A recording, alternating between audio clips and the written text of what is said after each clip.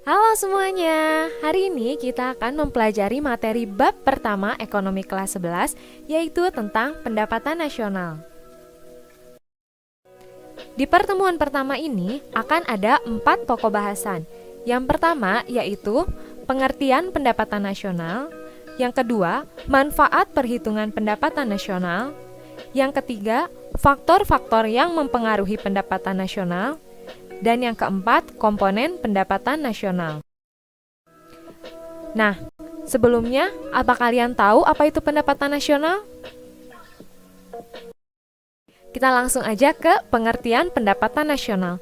Jadi, pendapatan nasional itu keseluruhan jumlah pendapatan yang diperoleh semua masyarakat yang tinggal di suatu negara dalam kurun waktu tertentu. Nah, biasanya perhitungan pendapatan nasional ini dalam periode 1 tahun.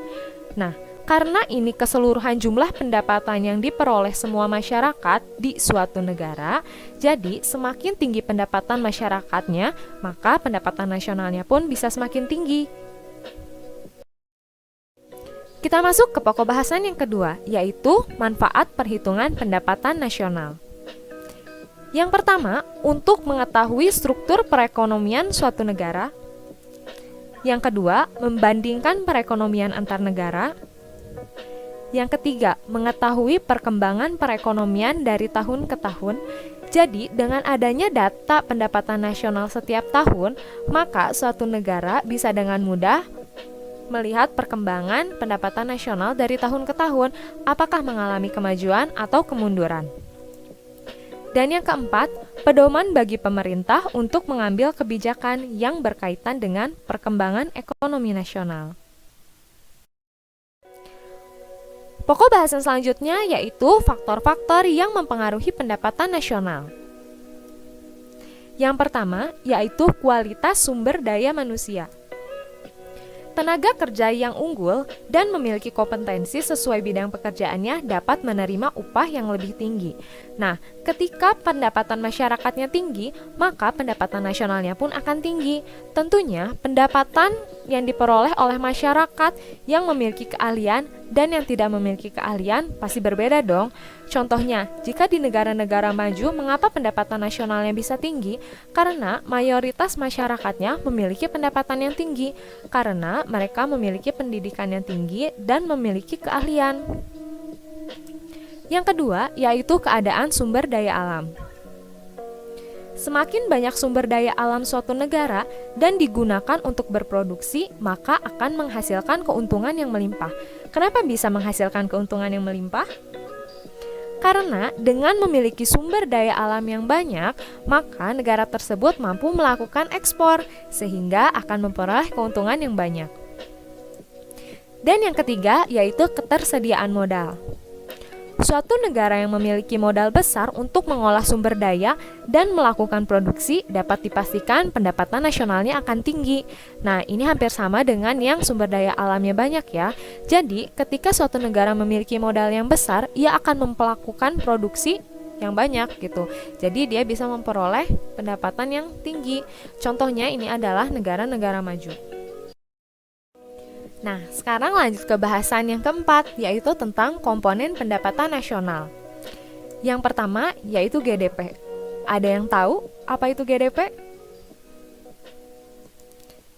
Jadi, GDP itu adalah singkatan dari Gross Domestic Product, atau bahasa Indonesianya adalah produk domestik bruto. Jadi, gross itu adalah bruto, dan domestik itu adalah domestik, produk adalah produk.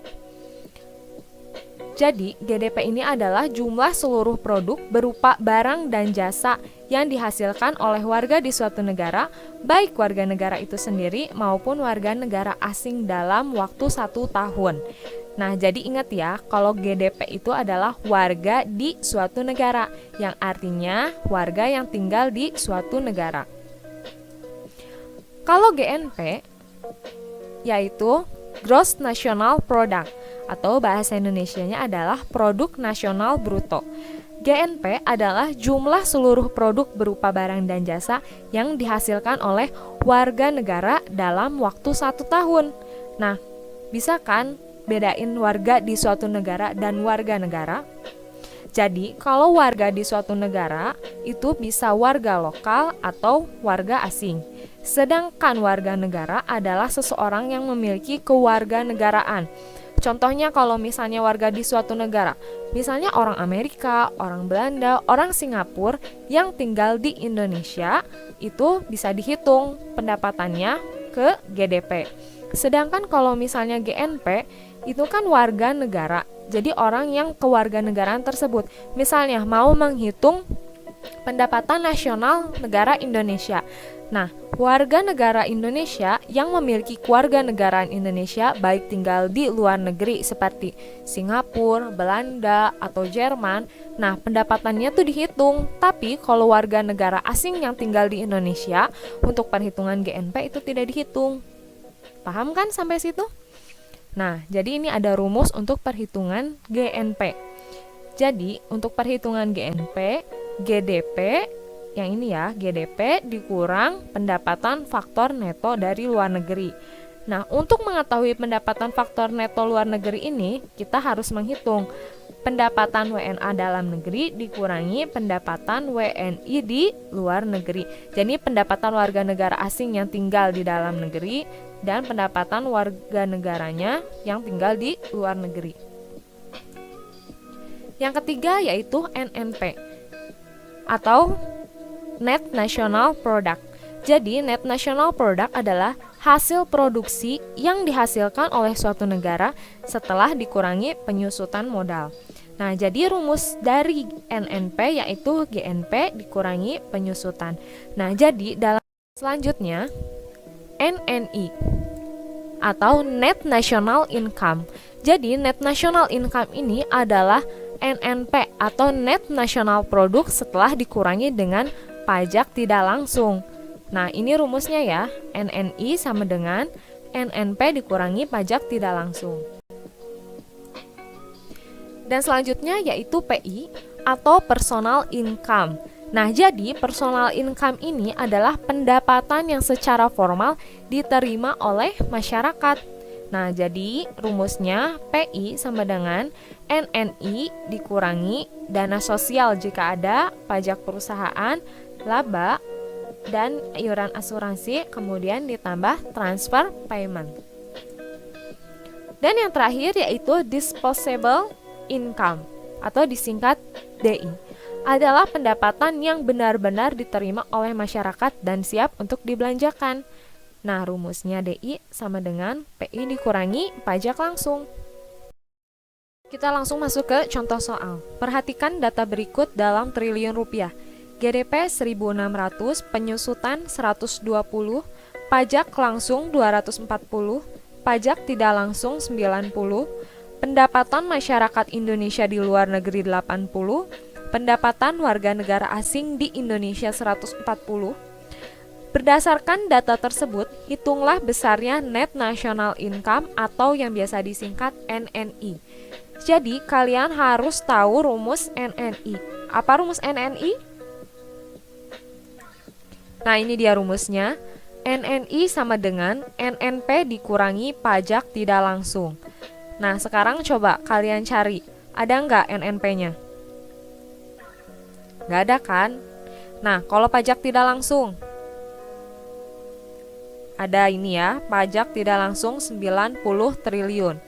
Nah, berarti tugasnya kita harus mencari nilai NNP karena nilai NNP-nya belum diketahui. Apa rumus mencari NNP? Ini dia, NNP sama dengan GNP dikurangi penyusutan. Sekarang kita cari, ada nggak nilai GNP-nya? Nggak ada kan? Kalau penyusutan? Ada nih, penyusutan 120 triliun. Berarti kita harus cari dulu nilai GNP-nya. Apa rumus mencari GNP? GNP sama dengan GDP dikurangi faktor neto dari luar negeri. Nah, ada nggak nilai GDP-nya? Ada kan ini GDP 1.600 triliun. Kemudian faktor neto dari luar negeri. Ada nggak di sini faktor neto dari luar negeri? Nggak ada kan? Nah, cara nyari faktor neto dari luar negeri itu rumusnya pendapatan warga negara asing Indonesia dikurangi pendapatan masyarakat Indonesia di luar negeri. Nah, kita langsung coba hitung ya. Penyelesaiannya yang pertama, kita harus mencari GNP dulu. Nah, GNP sama dengan GDP dikurangi faktor neto dari luar negeri. Nah, GDP-nya tadi berapa? 1.600 dikurangi faktor neto dari luar negeri. Pendapatan warga negara asing di Indonesia 140 triliun dikurangi pendapatan masyarakat Indonesia di luar negeri 80 triliun. Nah, berarti 1.600 dikurangi 60. Jadi 60 ini hasil dari 140 dikurangi 80. Hasilnya yaitu 1.540. Jadi nilai GNP-nya adalah 1.540.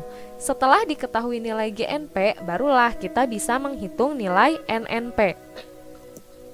NNP sama dengan GNP dikurangi penyusutan. Nah, tadi nilai GNP-nya kan 1.540 dikurangi penyusutannya 120 triliun. Hasilnya 1.420. Nah, karena udah ketemu nilai NNP-nya, barulah kita bisa menghitung nilai NNI. NNI sama dengan NNP dikurangi pajak tidak langsung.